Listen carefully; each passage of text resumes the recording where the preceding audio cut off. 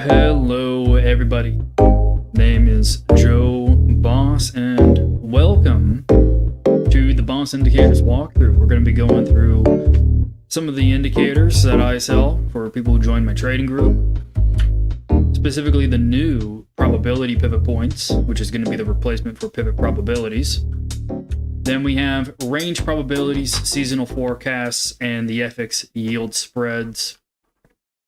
All sorts of good stuff for the discretionary trader. Alrighty, let's get right on into it. So first up, I have the new probability pivot points. I demoed out the indicator last night. Let me go ahead and just reset the settings. Caught a few little bug fixes. So now we're in version 1.0.1. Small little update, and now everything is working fantastic as intended. This is going to be a significant upgrade to an indicator developed like almost more than 2 years ago now, that tells you the probability for any given month of finding the high, the low, or the close between any two pivot points. So you see how we have all these numbers right here, and I'll zoom in for you guys who are on mobile, so it'll be easier for you guys to see. We have all of our pivot point levels, and we have midpoint pivots. You can see those are 0.5, that's 0.5. We have all these 0.5 pivot points. And then you can see the time frame that the pivot point is using with this 1M. That stands for 1 month. And we're on a daily chart, and the indicator will automatically load monthly pivot points. And these statistics are tied to the pivot point time frame. So when we're using monthly pivots, we get monthly probabilities. So here we have monthly probabilities, but we're trading in the month of November. So what the indicator does is you can load all data into the indicator, and it'll tell you generally what the distribution of close is, given any month, where do we close between any two pivot? Or you can use seasonal data. And seasonal data allows you, well, right here, you can see in the bottom left-hand corner, we have a little table that tells you exactly what it's doing. It's loading November data. So it's going back 52 years. Remember, seasonally, you only get one sample once per year, right? So we're going back every single year, all the way back, as far back as the chart will go, and sampling every single November, and seeing between which two pivot points the close occurs between. And it generates this sort of histogram. Now, I'm not going to call this a probability distribution, because this is in stats, you would call this a frequentist approach. It's simply counting the number of times that we got our close between any two pivots, and dividing that by the sum total of 52, and telling you, oh, right now, where we're currently priced, you only end the month here, out of the last 52 years, 1.92% of the time. But if you wanted to know the exact frequency that we close the month of November between those two pivot points, you can just go into the settings, scroll down to the pivot probabilities, the settings that control the pivot probabilities, and tap this little thing that says frequency. And now it's going to load. Oh, we've only closed there one time before. That might not be super significant. Maybe I don't necessarily take that into account in my analysis or try and rely on interpreting that statistic. And you can see 7 and 5 and 666 down there. Ooh, double number. And then you can toggle off the table here. You can change the colors. But we don't just have to use the closing data, because you can actually figure out, oh, what's the frequency that we get our top, our high for the month between any two pivot points, or our low, our bottom for the month between any two pivot points. And here's the setting for all data or seasonal data. But real quick, considering Eurodollar has moved up significantly for this month, let's go ahead and load the high data and see seasonally, how does that look? Wow, check that out. So we're kind of here in the tail. You can see we have a nice big 19.23% right there. So it might have been reasonable to assume that once you started moving up past this prior high, that you would at least reach this spot. And if you went past this pivot, this R 2.5 right there, that now you're effectively guessing where the top for the month could be. So I have a bit of uncertainty about where the top for the month might be now, given all the historical data. And being able to at least look at the frequency of occurrences and be able to interpret the raw data, seasonally, can help with just interpreting, oh, maybe I should have some more uncertainty here. Maybe I shouldn't have a nominal expectation of reaching this pivot point or that pivot point.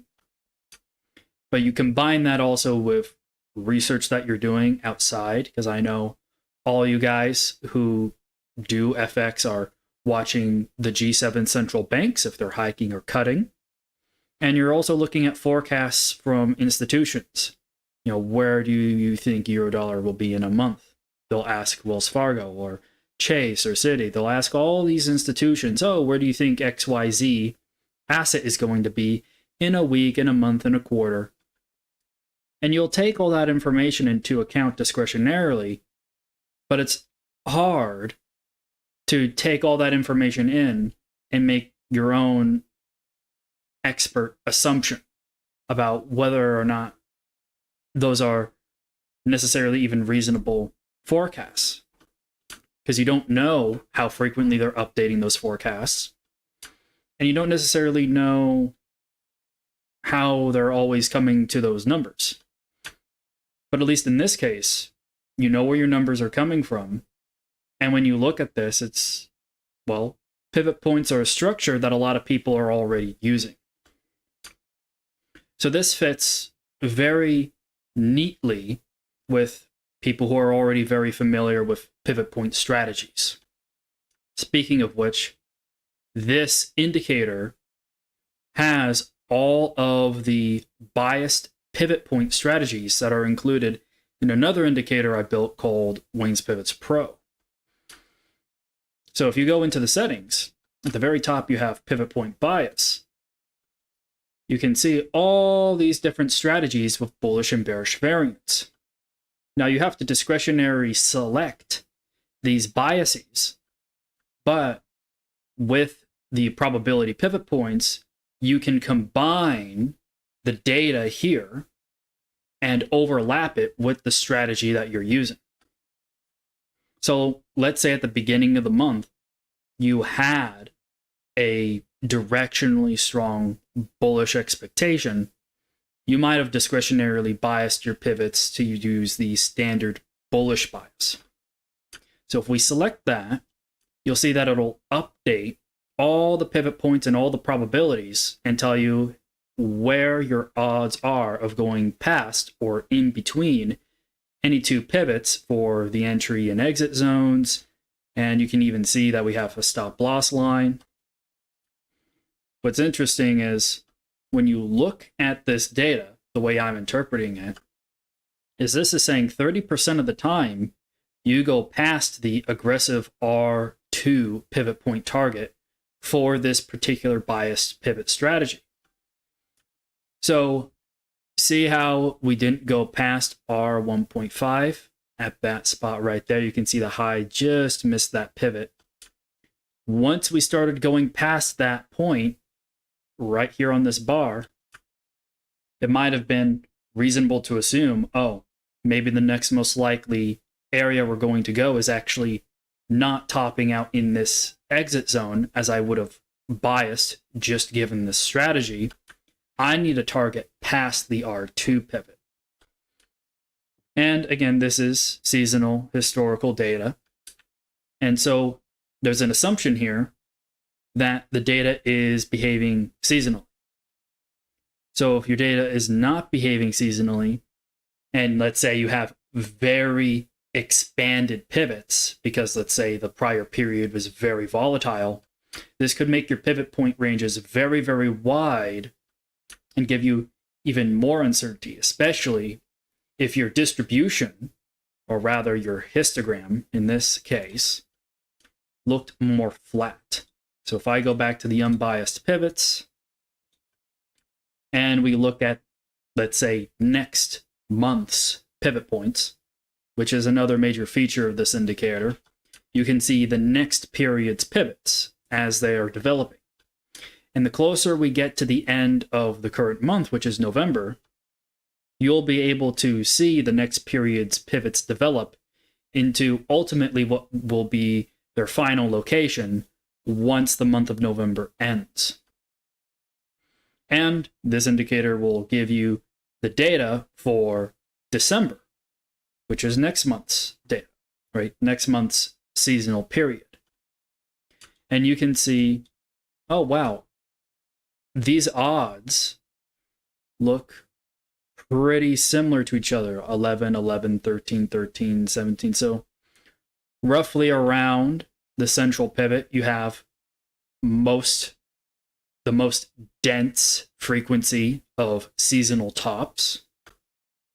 And it starts to get thinner and thinner until there's kind of a cutoff right here at R2.5, where you see very small frequencies and then see this 3.85 past the R5 pivot. That's the probability of going past the R5 pivot. So when you see these small probabilities, the low frequency of occurrences here, this is an indication, hey, that's very uncertain tail-like behavior where price just shoots up. And it's good to know, hey, the cutoff before you start trading in that sort of environment is probably this R2.5 pivot point, which is really where this can be exceptionally helpful. Because if, let's say, you're trying to short this for whatever reason, you may not want to stay short going into these very volatile, highly uncertain spots, potentially above the R2.5 pivot. And we can do the same thing for the low data. So let's say we are bullish on euro dollar, but we don't want to be bulls right now because we're already at very high level pivot points. We want to try and buy a pullback. So what we can do, instead of trying to load the high data to see where we top between any two pivot points for a seasonal period, like here in November or tomorrow, next month in December, we can actually load the low data and figure out where our bottom, our lows frequently occur between any two pivot points. So we can just go into the settings, change our probabilities data source to low. And wow, there you go. There's actually a big cluster, a high frequency of occurrences where the low comes in for euro dollar in the month of December between that S0.5 and S1 pivot point. And I happen to know that set of pivot points, S0.5 and S1, is the pivot point bias entry zone when you are using a bullish range bias. So if I, after interpreting the histogram here in these probabilities, I can now go into the indicator and change my pivot point bias to range bullish. And you'll see there's our entry zone, there's our exit, and you can see how the probabilities now adjust to fit the new set of pivot points that we have limited in our drawings based off the strategy we selected. And you can see, oh, here's our stop loss. It's about 150 pips away. It is one of the downsides when you're using monthly pivots. You have sometimes very expanded ranges. But it looks like over the last 52 years, 13.46% of the time, you go below that stop loss at 105 in the month of December.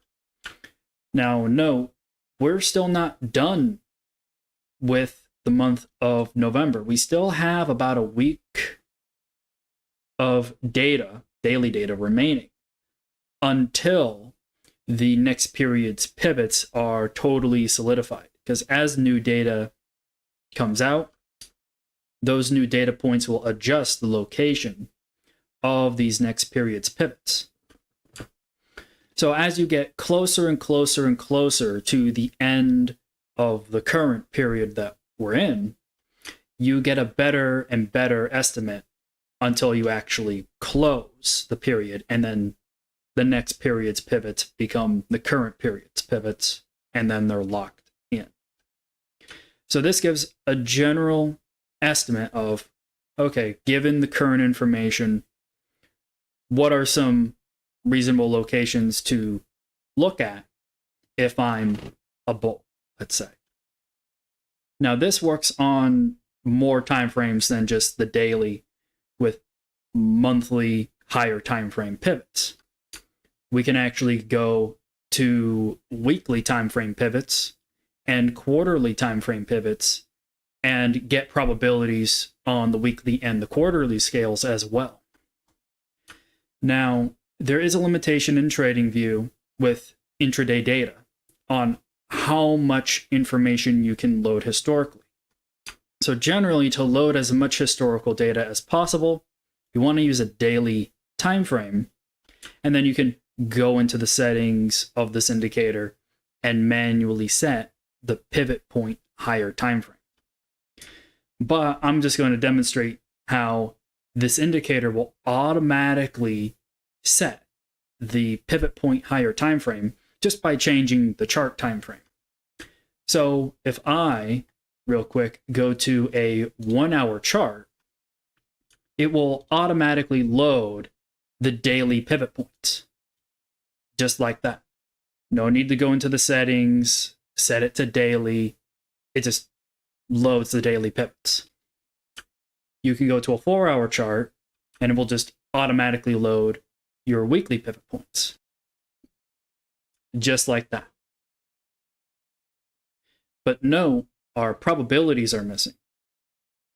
This is just a safeguard so that then you're not loading probabilities on timeframes that don't load enough historical data. So to load the historical data, so then we can get our probabilities, the minimum acceptable time frame is a 12-hour for a weekly pivot point range. And you can see in the bottom left-hand side, this will only give us 21, 22 samples on a 12-hour. So this is part of the limitation of intraday timeframes. And some charts, a 12-hour will load 30 years of data, 15 years of data.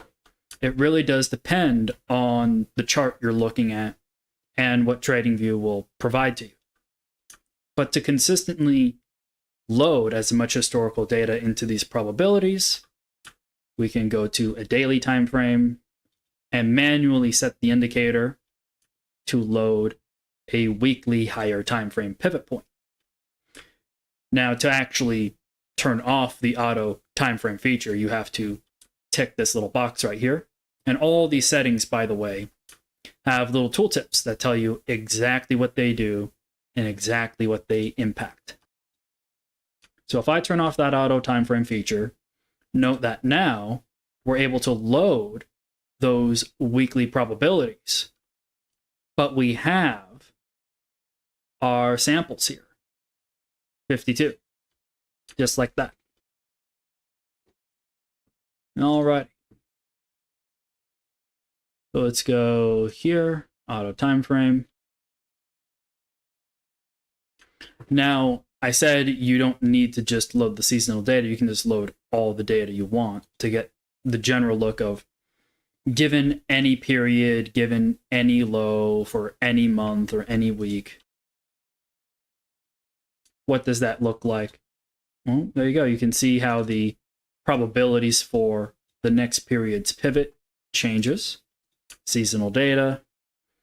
So this is data just for the month of December. And this is all the data possible. So for any given month, if you take all the months from January to December, and you collect all the samples of where the low occurred between any two pivots, these are those probabilities. And it tells you you're getting about, well, over 600 samples here to give you those odds. And notice how quickly that loaded. Very, very fast loading times. And then if we go to a weekly chart time frame, notice how it automatically loads the quarterly pivot points, and it automatically loads our quarterly probabilities. So these are the probabilities of finding your low, because we're using the low data here, between any two pivots for the quarter. And we can also use different data. Let's go ahead and look at the high data. Notice actually how the colors also change. Wow, this is saying 57% of the time we go past this R1 pivot. So I'm interested in seeing where that 57% of data is.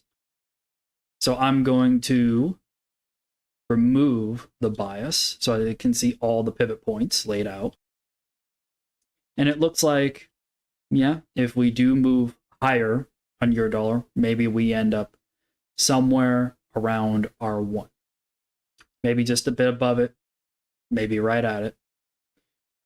And then you have these smaller probabilities much, much further off. Looking at the next quarter's pivots, right? You can actually see a lot of tops occur between that R0.5 and R1.5. So maybe this might be a decent spot to start on the lower time frame pivots, like the month or the week, to find where you're probably getting a top. Now, pivot points have very wide ranges. You'll know I said, hey, look at the distance between this stop loss and this most aggressive entry spot. When looking at one of the pivot bias strategies, it was like 120 pips. Well, sometimes that's a bit too much as far as a stop loss goes. You want to be able to try and refine that sort of risk management, because just saying, oh, I'm going to put 120 pip stop and I'm going to target 150, 200 pips.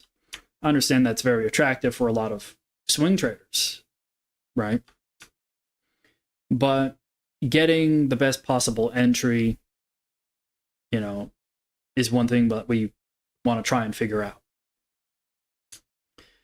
So in the same subscription for pivot probabilities, specifically the new probability pivot points indicator I just demonstrated, there's another indicator I developed called range probabilities. And I've done videos for months and months and months on this YouTube channel with this indicator, showing you daily trades and weekly trades and monthly trades and quarterly trades. And this is an actual probability distribution. And you can kind of roughly get the same idea of this indicator from the last one we just looked at, where it shows you, oh, you have these histogram bars here that show you where the probability density is highest. But what's different about this particular indicator is that it uses a distribution. It actually calculates a probability distribution from all the data and says, okay, here's your distribution of where your tops and your bottoms occur for the month, because we're currently looking at the monthly higher time frame here. And just like in the probability pivot points, when you change the time frame, it will automatically change the higher resolution that you load. Now, this indicator is doing tens of thousands of simulations. If you actually go into the settings here, you can see it's doing 50,000 simulations. And sometimes TradingView takes too long to execute the indicator. So we just flip it back and forth, let it refresh, and there you go. We got our indicator back. Sorry, sometimes TradingView takes a long time to load the indicator, but you can see when TradingView wants to do its calculation, it loads pretty much pretty instantly, actually. And it's doing tens of thousands of simulations. So yeah, this is quite nice. You can actually see these peaks colored in red where the probability density is highest. The red color here is using high data, and the green color here is using low data. So just like the probability pivot points where it's selecting data from, except it's a different method and a different type of statistical calculation for discretionary traders. What's interesting about this particular calculation, oh, by the way, you can also get next periods as well. So we're currently at the end of the week, and you can see the distribution also for next week, which is quite helpful. What's nice here is you can well, particular about this calculation, is that this will model the data more accurately than some other distributions out there. Specifically, notice how we have our tail here, all these very low probabilities. This actually will model those tail risks, because this particular distribution, if your data has some power law features to it, and power law generally describes the distribution of these black swan events, this particular distribution can capture those power law effects and model that, which is particularly nice, where you can actually see the cutoff where, oh, we have very small bars here and very small probabilities here. Roughly around this spot is probably the cutoff between where we start to experience very small probability, very low certainty price areas. So maybe this isn't going to be the best place to be putting trades at these tails in the distribution. Now, unlike the probability pivot points, the probability pivot points doesn't load on daily data. It doesn't give you probabilities for the day. This indicator, though, can give you probabilities for a day. So I'm going to load a 4-hour time frame because it loads lots and lots of data. And right off the bat, I can see, hey, this was a particularly strong day. It kind of got to this more moderately dense spot in the distribution. It's not necessarily in the tail spot here. These lines that are drawn are actually your percentiles. So this is the spot or the price where you have 75% of your data, at least for your highs, below. So if I go and I hover over this little tooltip, it'll tell me, okay, how many of your probabilities are below this price, above this price, and in between each of these little tiny dim lines. So where pivot points have very wide ranges, sometimes that can be, 50, 100, 200 pips, depending on the asset, or ticks, right? This gives you a much finer range, and it gives you the distribution over a much wider price range. So this indicator, range probabilities, I'm looking at this low here, I'm saying, wow, that's a nice low peak right there. And what's neat is when you learn to interpret these distributions, you can look at this and say, well, for many bullish traders, you'd actually expect to find your low closer to the open. And for an especially directional move, you might expect to get your top somewhere around here. Kind of the same thing with the low. You can see we have a more moderate gray color before we start going into our tail risk down here. And this is an example of high and low data, but you can also use closing data here. And you can see we don't close up here all that often, right? That's because this is a very strong directional move over the course of this particular trading day. All these indicators work in replay mode, so if I go ahead and I replay to the prior trading session, you can see it works just fine. Same exact situation here. I don't necessarily know if you need to do back testing because all these statistics come from the historical data. So your back test ultimately is going to converge with these probabilities. All right. And now, to demonstrate one other indicator, we have seasonal forecasts. All these indicators are included in the same description, in the same subscription with the trading group. This one takes a bit longer to load because it's doing a lot of different calculations. Well, also this is a chart with 50 years of data, so it's going to take a bit longer. So let's load. Oh, there we go. So yeah, this might look a bit more impressive right off the bat because you have those bars forecasted out. And all this is it's telling you, okay, given all, this is again another seasonal indicator, but this one is giving you a bar by bar play on how each bar is, how it looks seasonally.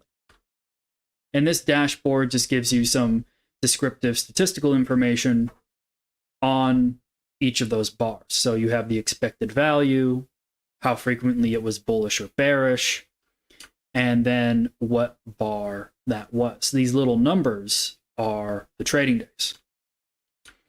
So today is the 18th trading day of the month of November, and 56% of the time it's a bullish trading day. It's occurred 21 times. 16 of those times, 43% of the time, it was a red day. So roughly 50-50 bullish, bearish. And then this tells you the return of those bullish and bearish days. And then this EV, the very end of the table, takes into account, okay, all the bullish trading days and all the bearish trading days. And if you combine those two returns together, what's the net expected value given all the information? And you can see how you have different highlights, either red or green, when you have more bullish frequencies, higher bullish expected value, or higher bearish frequencies and higher bearish expected value. And it'll also tell you something interesting. These trading days here, the 21st and the 22nd trading day of November, you can see here TD21, TD22, you can actually see they occur less frequently than today. So the 22nd trading day of November, if you add 11 and 5, that gives you 16. So we only have 16 samples for the 22nd trading day of November. It doesn't occur all that frequently. And you can see it has a bit more of a positive bullish expected value, but considering it has a very low amount of samples, maybe we discount that expected value. However, looking at the first 3 trading days of December, you can see the expected value is nice and positive, and you do have a bit more bullish occurrences for those 3 particular trading days. And if you have a bearish view for those first 3 trading days, you can see, okay, what generally is the median return of those trading days if they were to be bearish, or if they were to be bullish, and then net, what's the expected value of those trading days. And you can see the forecast here. What's particularly nice about these forecast bars is that they can help with finding pivot locations in the seasonal data. So again, with all the seasonal indicators and all the seasonal data, the probability pivot points can load seasonal data. Seasonal forecasts use seasonal data. Range probabilities does not use seasonal data. Even though I have seasonal data working, it needs a bit more tweaking on the data front to manage all the data and all the simulations for that. But the point with looking at these forecast bars, you can see, oh, maybe there's a nice bullish trend up until the 3rd trading day. And if I have seasonal expectations to hold, then maybe it comes down a bit into from the 3rd trading day of December to the 8th trading day of December. have a bit of a negative skew to it.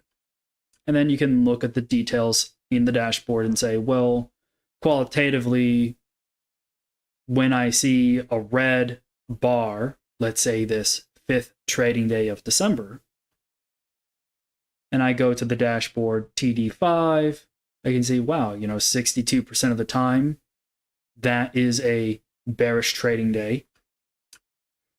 When it is a bearish trading day, it has about a median return of about negative 22.22%, which in FX is, moderately small size. 0.22% is like 24 pips here. But when you take into account, oh, well, what if that day was also bullish? How do I adjust my interpretation to include the bullish days? That's what the expected value is for. It notches it down just a bit. Instead of saying, okay, I have a bearish view, negative 0.22. If I take into account the frequency of maybe when I'm wrong, my expected value is probably 0.1%. All right. So that's seasonal forecasts. And then the last indicator here is a bit more advanced and focused specifically on FX, is this yield spread curve indicator. I'm going to change one thing. I'm going to turn off that 0 line. And what's nice about this is that this particular feature looks at the difference between the yields in this instance in Europe and the United States and finds the difference between all the different durations. And will tell you how those yields are changing relative to each other. This particular factor is used in a lot of models for foreign exchange, and it's a known leading indicator of FX prices for the last 30-some years. So this is not necessarily an old, this is not necessarily a new style of analysis. It's actually quite old. But I've never seen someone visualize yield spreads like this, or build an indicator where you can pull up any chart and have this sort of yield spread indication. So if I go to USD CAD, FXCM, and here you can see it just works. And you can pull up pretty much any FX chart you want, and it'll give you the difference between the quote and the base currency pairs. And all those numbers in the table, they just tell you, okay, what's the difference between the 1 month yield in the US versus Canada? What's the difference in the 3 month yield versus the US and Canada? And it goes all the way down the list between all the available yields on TradingView. And it tells you how those yield spreads are changing. Now, when the yield spreads are getting more positive, it's going to flash green. And to help with that visualization, you can see the bar colors also change. So when the yield spreads are getting more favorable for the United States versus Canada, you'll see the bar colors start to get more green. And you'll start to see more green in these little boxes that are drawn down here that show you, okay, what are the actual values of these yield spreads compared to what they were before, and how are they changing? Those boxes down there show you the actual representation of how those yields are changing over time.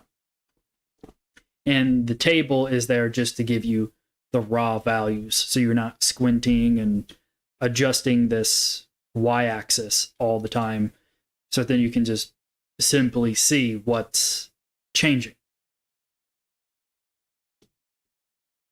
And yeah, this can be quite useful, especially in some situations where there's a lot of yield change going on that's driving momentum. Sometimes momentum indicators will give you oversold and overbought signals, and people will trade those overbought and oversold signals, but the yields will continue to be positive or negative and continue driving price higher and higher. And there's a great Investopedia article that is very well written that demonstrates this particular effect and why the difference between yields of different countries can drive FX flows. So this particular indicator for FX, it's definitely helped me out with my discretionary trading decisions. That's for sure. So with all that said and done, I'll go ahead and say thank you guys for watching the stream. Hopefully this was a nice, simple tutorial of a walkthrough of the indicators that are available when you join the trading group and you subscribe and get these indicators. And I hope to see you in the group, actually. Right now, there's a Black Friday deal, 20% off the subscription, and that lasts as long as you're subscribed. And yeah, just keep this nice, simple, short, and sweet. So thank you guys very much for watching, and I'll see you guys in the Discord. Link to it's in the description. Discord's free. And if you got any questions about any of this stuff, feel free to reach out to me. Alrighty, you guys. In a bit.